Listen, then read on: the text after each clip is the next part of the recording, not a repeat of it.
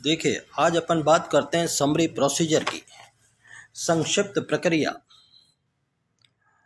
यदि आपके पास कोई चेक हो, bill of exchange, hundi, promissory note, written contract etcetera, ये चीज़ें आपके पास हो, यदि डिफेंडेंट ने, एक पक्षकार ने दूसरे पक्षकार को ये चीज़ दी है, कोई चेक दे दिया, कोई हुंडी दे दी, कोई प्रोमिसरी नोट दे दिया, कोई रिटेन कॉन्ट्रैक्ट दे दिया,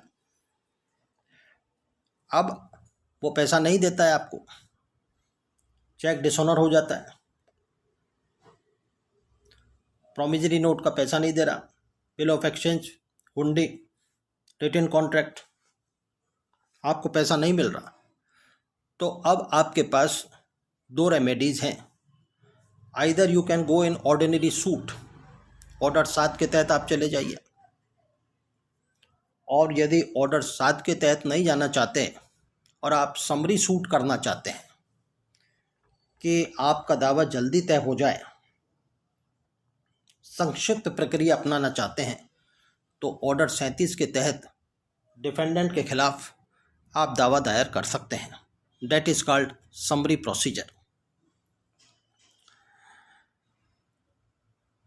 अब इंस्टीट्यूशन ऑफ समरी सूट कैसे होगा? देखिए, जब order 7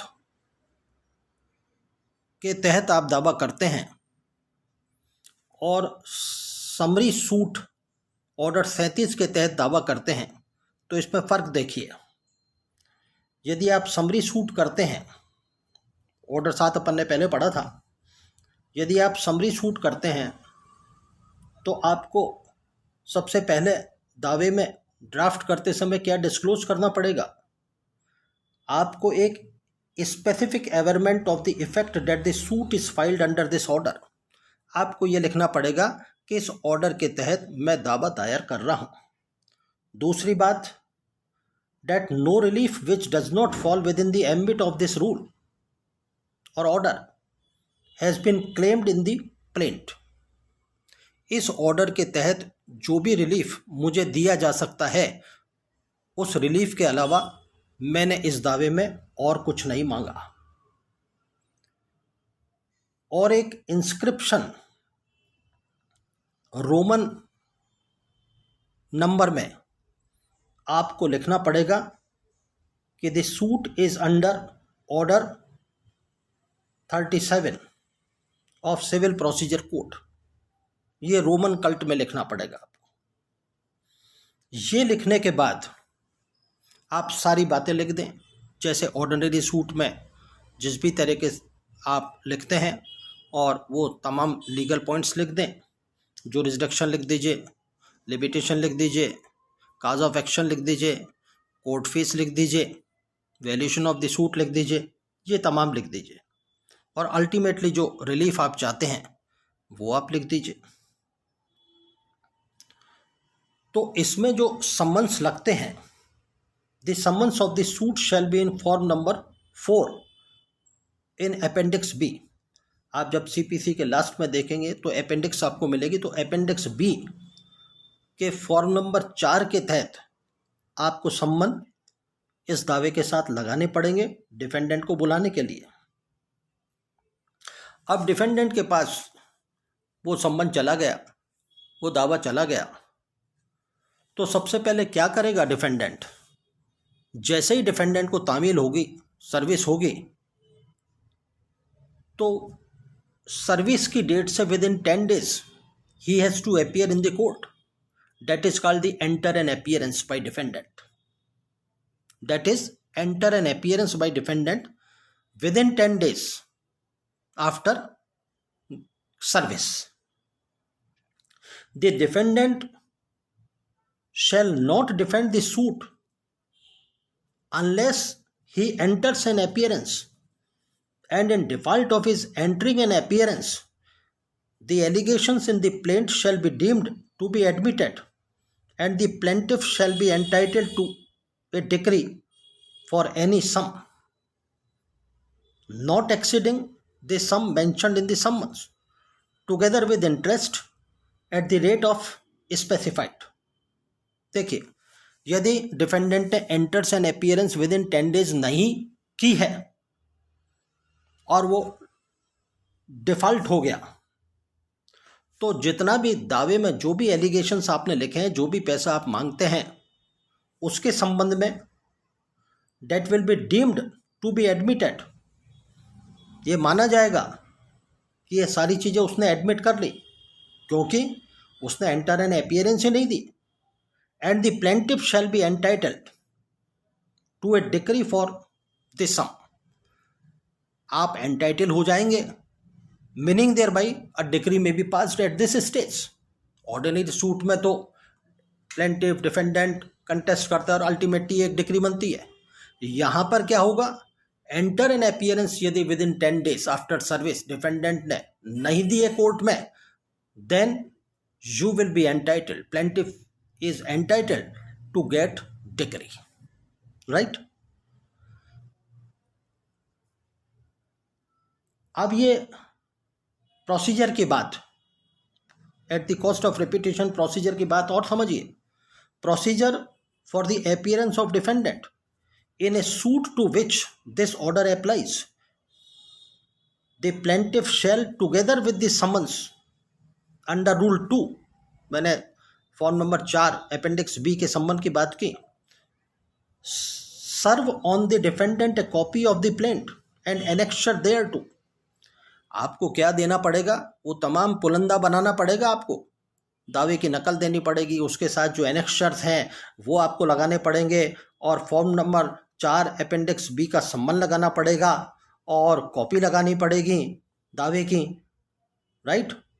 the plaint and annexure thereto and the defendant may at any time within 10 days of the service of the notice enter an appearance either in person or by pleader. He shall file court and address for service of notice on him. जैसे ही उसको ये दावे की तामील होगी तो वो आएगा, within 10 days enter an appearance देगा, और एक लेजिटिमेट एक्सपेक्टेशन कोर्ट उससे ये करेगा कि आगे के सम्मन आपके पास जाएं, सम्मन फॉर जजमेंट भी जाएगा आगे, तो आगे का सम्मन जो भी कार्रवाई आपके पास जावे उसके संबंध में आप एड्रेस दे दीजिए। ऐसा नहीं हो कि उस एड्रेस पे हम ढूंढते ही रहें आपको, आप एक माकूल एड्रेस दे दीजिए कि आपके आगे वाले सम्मन्स या आगे वाली कार्रवाई के लिए जो भी प्रोसेस होगा वो कहाँ भेजा जाए, तो एड्रेस दीजिए आप, तो डिफेंडेंट को एड्रेस देना पड़ेगा। Unless otherwise ordered, all summons, notices and other judicial process required to be served on the defendant shall be deemed to have been duly served on him if they are left at the address given by him for such service। ये इसीलिए मांगा गया है, ये मान लिया जाएगा कि वहाँ पर आगे वाले सम्मन्स वगैरह गए तो ये मान लिया जाएगा कि आप पे सर्विस हो गई, बिकॉज आपने वो एड्रेस दिया था। On the day of entering the appearance, जैसे ही वो अपीयर होगा उस दिन, notice of such appearance shall be given by the defendant to the plaintiff pleader. कि साहब मैं हाजिर हो गया, या तो प्लेंटिफ को या प्लेंटिफ के प्लीडर को वाकायदा इस बात की सूचना देगा कि विद इन 10 days, मैं 8 दिन में, 7 दिन में, 9 दिन में, 10 days में हाजिर हो गया हूँ, है इस बात की जानकारी, इस बात का नोटिस जो है प्रतिवादी को, प्लेंटिफ को देना पड़ेगा। If the defendant enters an appearance, defendant आ गया, अपीयरेंस दे दी, the plaintiff shall thereafter serve on the defendants a summons of judgment in form number 4A in appendix B or such other forms as prescribed, returnable not less than 10 days from the date of service, supported by an affidavit verifying the cause of action and the amount claimed and stating that in his belief there is no defense to the suit। क्या करना पड़ेगा कि ये enter an appearance तो हो ही गई उसकी, उसके बाद फिर summons for judgment form number 4A appendix B का आपको प्लेंटिफ को फिर लगाना पड़ेगा, उसके साथ वो तमाम जो प्लेंट है, तमाम एनेक्शर्स है, वो तमाम चीज़ें हैं, और वो एफिडेविट के रूप में देना पड़ेगा। और इस बात का भी एफिडेविट, या इस बात को भी उस एफिडेविट में लिखना पड़ेगा कि मैं इतना सच्चा और अच्छा और बिल्कुल मेरा दावा माकूल है और मैं समझता हूँ मेरे विश्वास में डिफेंडेंट के पास कोई डिफेंस नहीं है। इस तरह की बात भी आपको लिखनी पड़ेगी। तो ये जो है समन्स फॉर जजमेंट, उसके पास जाएंगे डिफेंडेंट के पास फिर, और समन फॉर जजमेंट जैसे ही उसको रिसीव होंगे वो विद इन 10 डेज फिर अदालत में आएगा और लीव टू डिफेंड मांगेगा अदालत से। यदि मान लीजिए लीव टू डिफेंड उसको नहीं मिलती है तो क्या होगा? The decree may be passed if the court fits things fit. तो here the decree may be passed.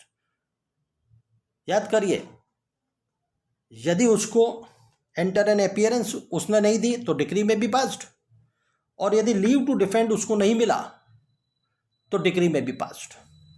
The defendant may at any time within 10 days from the service of the summons for judgment by affidavit or otherwise disclosing such facts as may be deemed sufficient to entitle him to defend, apply on such summons for leave to defend, and such suit and leave to defend may be granted to him unconditionally or upon such terms and conditions by the court। कि यदि वो उसके पास कोई substantial defence है तो वो अदालत से लीव टू डिफेंड मांगेगा और ये कहेगा कि साहब मैं इसको कंटेस्ट करना चाहता हूँ और मुझे लीव टू डिफेंड दें आप। Provided that leave to defend shall not be refused unless the court is satisfied that the facts disclosed by the defendant do not indicate that he has a substantial defense to raise, or that the defense intended to be put up by the defendant in frivolous or vexatious। कहीं वो तुच्छ या तंग करने वाली स्थिति तो नहीं है उसकी प्रतिवादी द्वारा की जाने के लिए आशयित प्रतिरक्षा तुच्छ या तंग करने वाली तो नहीं है, और उसके पास क्या सब्सटेंशियल डिफेंस है। ऐसी सूरत में उसको क्या मिल जाएगा? लीव टू डिफेंड मिल जाएगा। फिर provided where a part of amount claimed by the plaintiff is admitted by the defendant to be due from him, leave to defend the suit shall not be granted unless the amount so admitted to be due is deposited by the defendant in the court। यदि मान लीजिए 10 लाख रुपए का आपने दावा किया है, 10 लाख रुपए में से वो ये कहता है कि 6 लाख रुपए तो मैं दे चुका और 4 लाख मुझे देना बाकी है, तो अदालत कहेगी 4 लाख तो आप पहले दे दीजिए, उसके बाद आपको लीव टू डिफेंड मिलेगा और 6 लाख रुपए के लिए कंटेस्ट कर लेना आप। At the hearing of such summons for judgment, if the defendant has not applied for leave to defend, or if such application has been made and is refused, the plaintiff is entitled for judgment। Here decree may be passed। तो leave to defend उसको नहीं मिला तो here plaintiff is entitled to get judgment. If the defendant is permitted to defend, यदि leave to defend उसको मिल गया, if the defendant is permitted to defend as to the whole or any part of the claim, the court or जज may direct him to give such security and within such time as may be fixed by the court. On failure of giving such security within the time specified by the court or judge, to carry out such other directions as may have been given by the court or judge, the plaintiff shall be entitled to judgment forthwith। यदि कोई security के लिए कहा जाता है कि आप security जमा करा दीजिए और वो नहीं कराता है तो ऐसी सूरत में भी the plaintiff shall be entitled to judgment forthwith। The court or judge may, for sufficient cause shown by the defendant, excuse delay of the defendant in entering an appearance or in applying for leave to defend the suit। ऐसा भी हो सकता है कि यदि reasonable cause हो उसके पास, defendant के पास है, तो ये एंटर एन अपीयरेंस और लीव टू डिफेंड के संबंध में एक्सक्यूज भी किया जा सकता है। Power to set aside decree, यदि मान लीजिए डिक्री हो गई, एंटर एन अपीयरेंस उसने नहीं दी तो डिक्री हो जाएगी, लीव टू डिफेंड उसको नहीं मिला तो डिक्री हो जाएगी, सिक्योरिटी उसने जमा नहीं कराई तो डिक्री हो जाएगी। यदि डिक्री बन गई तो क्या इस तरह की डिक्री को सेट असाइड किया जा सकता है? ऑर्डर 37 रूल 4 पे बात करिए। After decree in the court may under special circumstances, rare cases, set aside the decree and if necessary stay or set aside execution and may give leave to defendant to appear to the summons and to defend the suit if it seems reasonable to the court to do so and on such terms and conditions। Decree को भी cetacide किया जा सकता है summary suit में। जब आप order 37 rule 4 का अध्ययन करेंगे तो ये बात समझ में आ जाएगी कि ऑर्डर 37 के तहत जो डिक्री दी गई है, 3 इवेंचुअलिटीज़ में डिक्री दी जा सकती है, तो उस डिक्री को भी सेटिसाइड उस कोर्ट के द्वारा कराया जा सकता है। और इस तरह से जब समरी सूट चला, मतलब लीव टू डिफेंड डिफेंडेंट के पास आ गया, तो डिफेंडेंट क्या करेगा? अपना जवाब दावा देगा। अब अदालत के पास दावा भी है और जवाब दावा भी है। अब ये सूट जो है ऑर्डिनरी सूट की तरह चलेगा।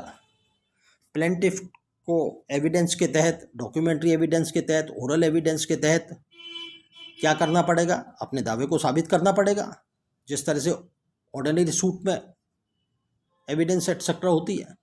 और इसी तरह से डिफेंडेंट को अपना जवाब दावा साबित करना पड़ेगा। अपने एविडेंस से उसको ये बताना पड़ेगा कि नहीं, वादी का दावा खारिज किया जाए।